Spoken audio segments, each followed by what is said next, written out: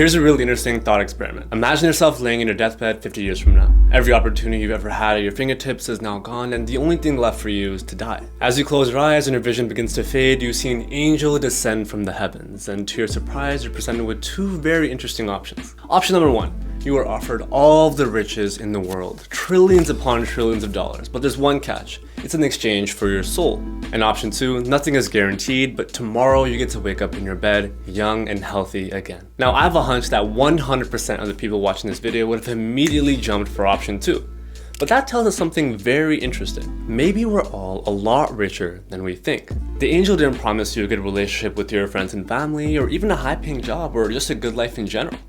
But just the fact that you'd get to wake up in the morning was enough. This is kind of fun to think about because Schwab recently released a survey where they asked the general public what they believed was considered rich in America. And their answer led to something called the wealth paradox effect. And here's exactly what happened. Out of all the people that they surveyed, 46% of them considered themselves to be wealthy, and they all had an average of about $560,000 in net worth. Now, that's a lot of money, but when those same people were asked how much they believed other people needed to be considered rich in America, they said $2.2 million on average. Now, how exactly does that make sense, where half the people that were surveyed considered themselves to be wealthy, but they only had a quarter of what they considered to be wealthy? And the answer to that is because most people took into account more than just money into the equation. They also looked into things like friendships, experiences, and their health. The survey also found that people had completely different definitions of what they considered to be wealthy. And as a matter of fact, 70% of respondents would rather have great experiences than own nice things. But most importantly, they would rather have a more flexible work-life balance than a higher salary. Now, here's the thing about money. There's personal truths about our money that's based on our experiences and our values. And then there are the cold, hard facts about money that are based in data.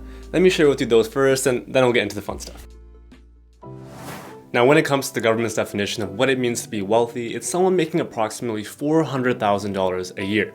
Now, in a room full of 100 people, approximately 2 or exactly 1.8 people would be at that threshold. Now, which jobs are actually paying 400 grand a year? Because that's almost $200 an hour, which sounds impossible. The most famous $400,000 a year earner is the president, but you don't actually have to be the president to be making that much money a year. You could also be an executive for a Fortune 500 company, a surgeon, a doctor, a lawyer, or an OnlyFans model.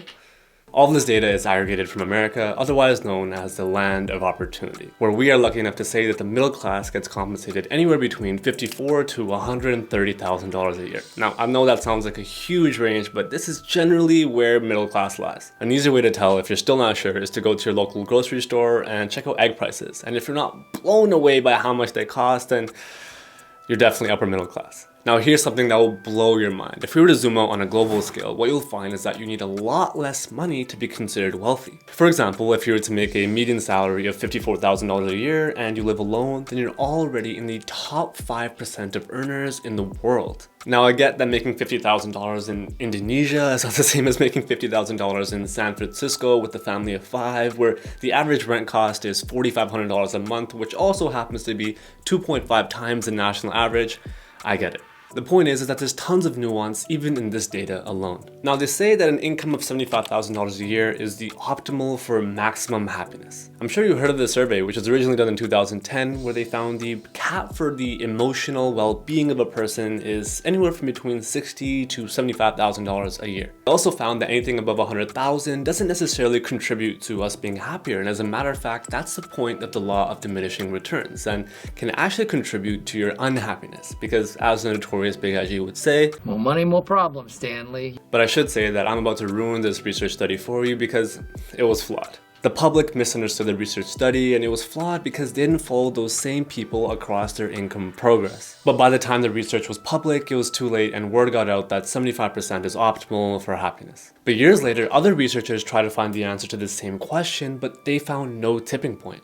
Instead, they found that being richer was actually tied to a higher life satisfaction. This was all until 2013, where the Wall Street Journal asked people of different income brackets the same question, and what they found was incredible. There was only one income bracket where 100% of the participants reported that they were 100% happy. And it wasn't the group making $50,000 to $100,000 a year. It was actually the group making $500,000 or more a year. What interests me though are the research studies that make us feel wealthier than people who may technically be wealthier than us on paper. These are things that are incredibly difficult to measure. Things like friends, family, and experiences. And if we were to convert these into dollar amounts, how much would they be worth? An interesting experience when it comes to money is love. What is love worth? I mean, if you could give up the idea of being in love with someone for the rest of your life for a particular dollar amount, how much would that be and how much would the average person settle for? There was a study done where they looked at the level of happiness that somebody felt when they heard the words, "I love you" for the first time in their life.